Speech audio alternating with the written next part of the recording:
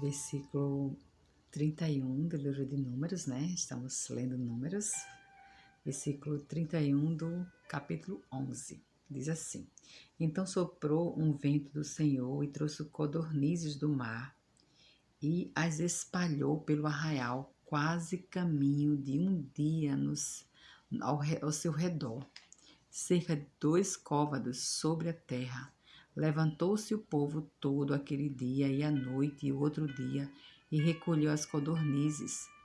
O que menos encheu teve 10 homeres, e as estenderam para si ao redor do arraial.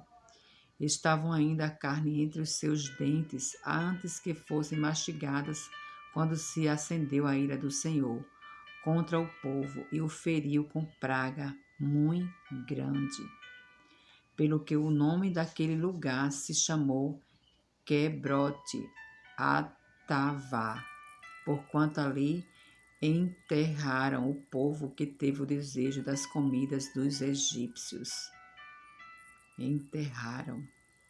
De Quebrote Atavá partiu o povo para Azerote e ali ficou. Então aqui nós vamos ler o comentário, versículo 31. Então soprou o Senhor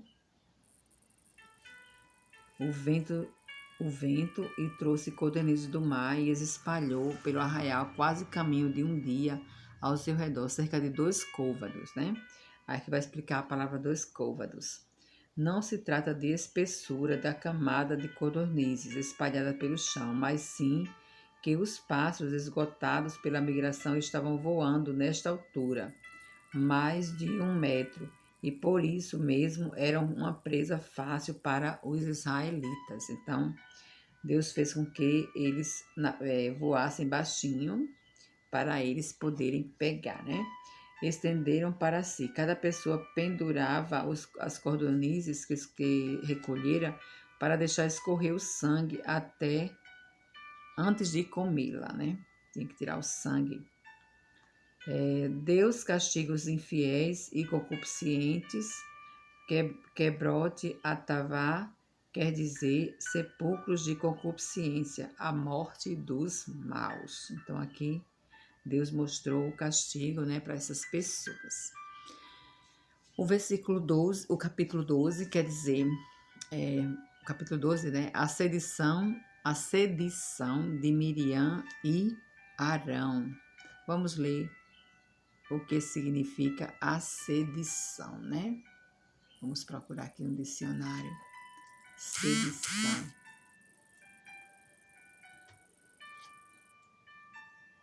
Sedição.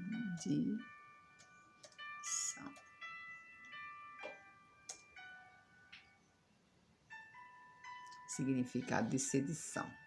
Para a gente poder entender o início aqui. Sedição de Miriam e Moisés. Sedição quer dizer perturbação de ordem pública, sublevação contra qualquer autoridade constituída, revolta, motim. Então, aqui era a revolta de Miriam e Arão, né? Revolta, sedição, revolta. Falaram Miriam e Arão contra Moisés. Então, tá aqui a sedição, né? A revolta. Por causa da mulher cuxita que tomara, pois tinha tomado a mulher cuxita. Então, falaram Miriam e Arão contra Moisés por causa da mulher cuxita que tomara, pois tinha tomado a mulher cuxita. E disseram: porventura tem falado o Senhor somente por Moisés? Não tem falado também por nós? O Senhor o ouviu. Era o varão Moisés muito manso, mais do que todos os homens que havia sobre a terra. Logo o Senhor disse a Moisés e a Arão e a Miriam: vós 3 sai à tenda da congregação. E saíram eles 3. Então o Senhor desceu na coluna de nuvem e se pôs à porta da tenda. Depois chamou Arão e a Miriam, e eles se apresentaram. Então disse: ouve agora as minhas palavras. Se entre vós há profeta, eu, o Senhor, em visão a ele, me faço conhecer, ou falo com ele em sonhos. Não é assim com o meu servo Moisés, que é fiel em toda a minha casa. Boca a boca falo com ele, claramente, e não por enigmas, pois ele vê a forma do Senhor. Como, pois, não temeste falar contra o meu servo, contra Moisés? E a ira do Senhor contra ele se acendeu e retirou-se. A nuvem afastou-se de sobre a tenda, e eis que Miriam achou-se leprosa, branca como a neve. E olhou Arão para Miriam, e eis que esta estava leprosa. Então disse Arão a Moisés: Ai, Senhor meu, não ponhas, te rogo, sobre nós este pecado, pois loucamente procedemos e pecamos.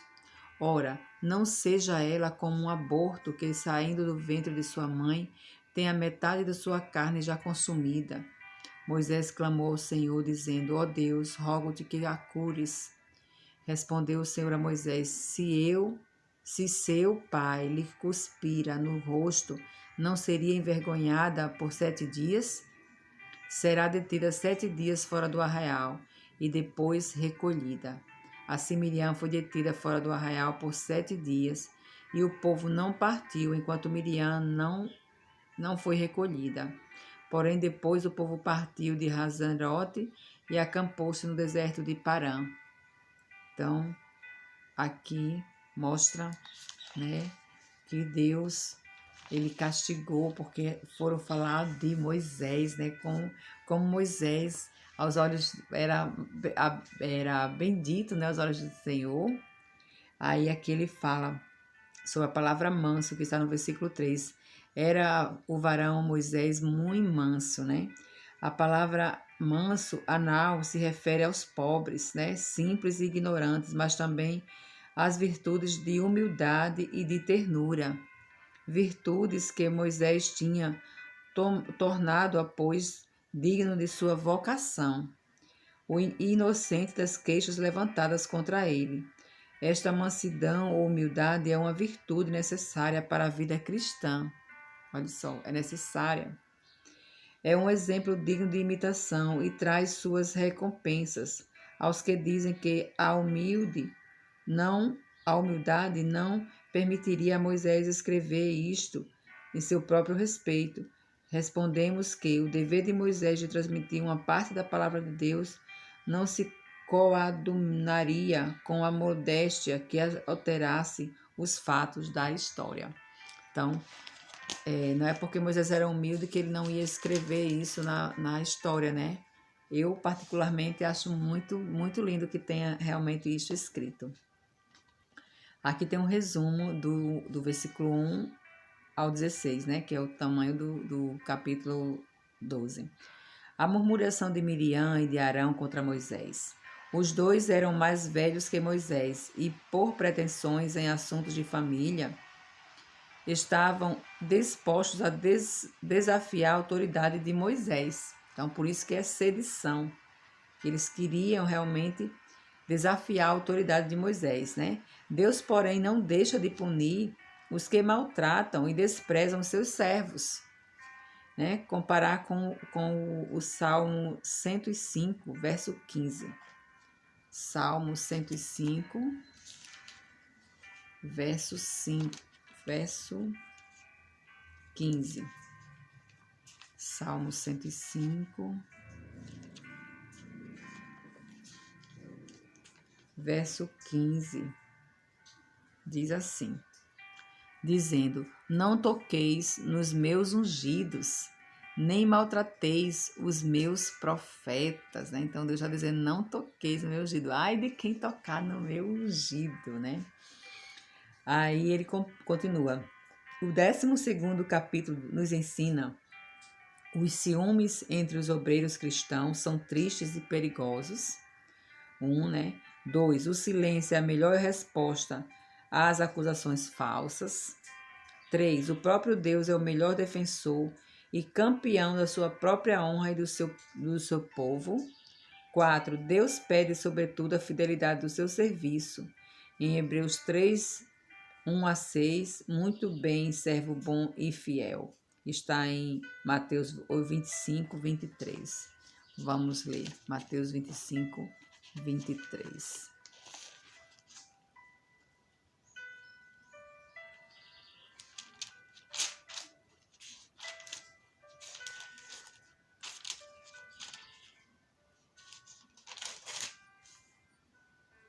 Vinte e cinco, 23 diz assim: Disse-lhe o Senhor: Muito bem, servo bom e fiel. Foste fiel no pouco, sobre o muito te colocarei. Entra no gozo do teu Senhor. Então, ele está falando aqui sobre o servo bom e fiel, né? Então, glória a Deus por isso. Estamos aqui lendo mais um pouco da palavra do Senhor, né? Vamos ler mais o capítulo 13, que é assim: 12 homens, o título, né? 12 homens são enviados para espiar a terra de Canaã. 12 homens. Disse o Senhor a Moisés: Envia homens que espiem a terra de Canaã, que eu hei de dar aos filhos de Israel. De cada tribo de seus pais enviarei um homem, sendo cada qual príncipe entre eles. Enviou-os Moisés do deserto de Parã, segundo o mandado do Senhor. Todos aqueles homens eram cabeça dos filhos de Israel, por isso que eram 12, né? As 12 tribos. São estes os seus nomes: da tribo de Ruben, Samua, filho de Zacur; da tribo de Simeão, Zafate, filho de Ori; da tribo de Judá, Caleb, filho de Jefoné; da tribo de Issacar, Gigel, filho de José; da tribo de Efraim, Oséias, filho de Naum; da tribo de Benjamim, Paute, filho de Refu; da tribo de Zebulon, Gadiel, filho de Zodi; da tribo de José, pela tribo de Manassés, Gade, filho de Suzi; da tribo de Dan, Amiel, filho de Gemali; da tribo de Assé, Setur, filho de Micael; da tribo de Naphtali, Nabe, filho de Vófise; da tribo de Gade, Jeuel, filho de Maquim. São estes os nomes dos homens que Moisés enviou a espiar aquela terra. E a Oséias, filho de Num, Moisés chamou Josué. Enviou-os, pois, Moisés a espiar a terra de Canaã, e disse-lhe: Subi ao Noguebe e penetrai nas montanhas.